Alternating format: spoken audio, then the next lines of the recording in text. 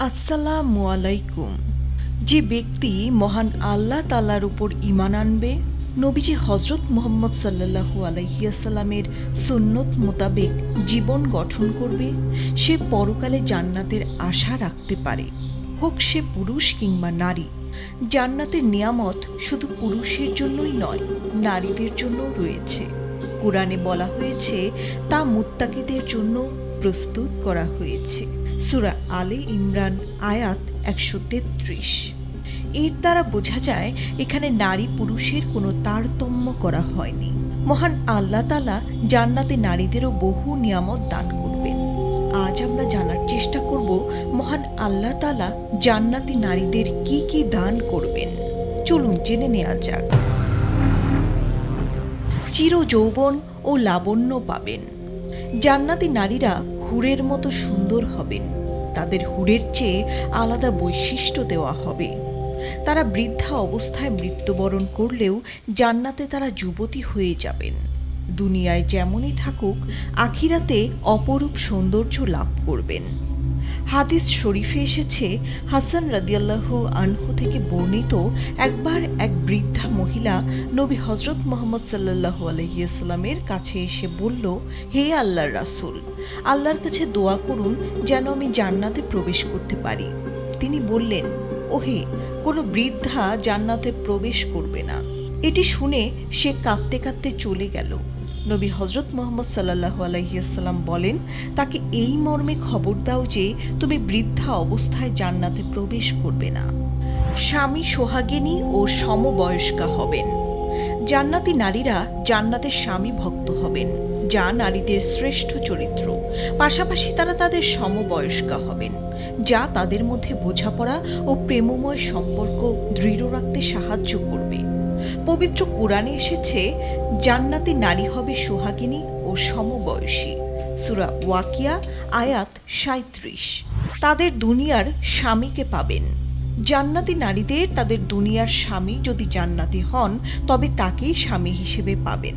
তবে সেখানে সেই স্বামীর কোনো ত্রুটি বিচ্যুতি থাকবে না, যা দেখে নারীদের আফসোস হতে পারে। কোনো নারীর যদি একাধিক বিয়ে হয়, তাহলে তার শেষ স্বামী জান্নাতেও তার স্বামী হবেন।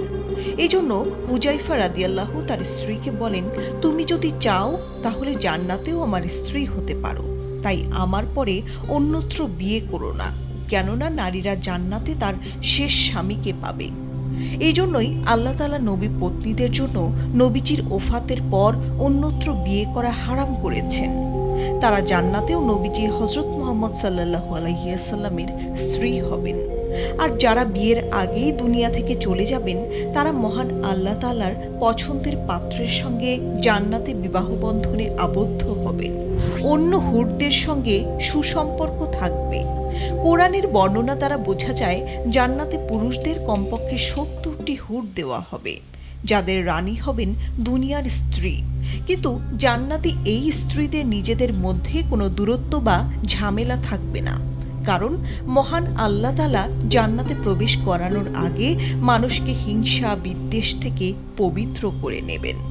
পবিত্র কোরআনে এসেছে, আর আমি তাদের অন্তর থেকে হিংসা বিদ্বেষ বের করে ফেলব।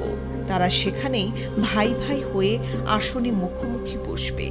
সূরা হিজর আয়াত ৪৭।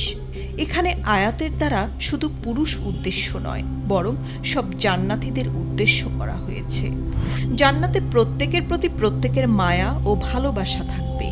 হাদিস শরীফে এসেছে, আবু হুরায়রা রাদিয়াল্লাহু বলেন, রাসূলুল্লাহ সাল্লাল্লাহু আলাইহি ওয়াসাল্লাম বলেছেন, যে দল প্রথমে জান্নাতে প্রবেশ করবে, তাদের চেহারা পূর্ণিমার রাতের চাঁদের মতো উজ্জ্বল হবে।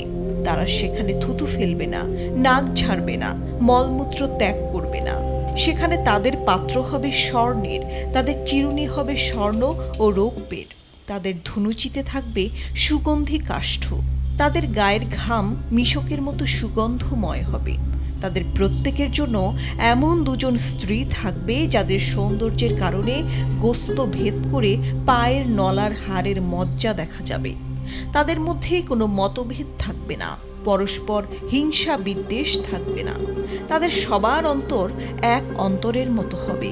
তারা সকাল সন্ধ্যায় আল্লাহর তাসবিহ পাঠ করতে থাকবে। বুখারী হাদিস 3245। পূর্ণ চারিত্রিক পবিত্রতা লাভ।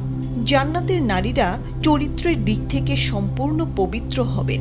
তাদের মনে স্বামী ছাড়া অন্য কেউ থাকবে না।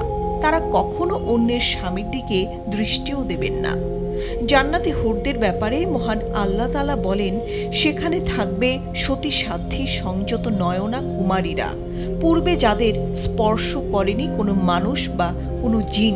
সূরা আর রহমান আয়াত 56। এর থেকে বোঝা যায় দুনিয়ার যে স্ত্রী জান্নাতি হুরদের সর্দার হবেন, তারাও পূর্ণ সতী সাধ্বী হবেন। তাদের অন্তরে কোনো একাধিক পুরুষ প্রাপ্তির আশা জাগবে না। আজকের ভিডিওটি এখানেই শেষ করছি। সম্মানিত দর্শক শ্রোতা, ইসলাম সম্পর্কিত নতুন নতুন ভিডিও পেতে আমাদের চ্যানেলটি সাবস্ক্রাইব করে আমাদের সঙ্গেই থাকুন। আর ভিডিওটি ভালো লাগলে শেয়ার করে সবাইকে দেখার সুযোগ করে দিন। সবাই ভালো থাকবেন। আসসালামু আলাইকুম।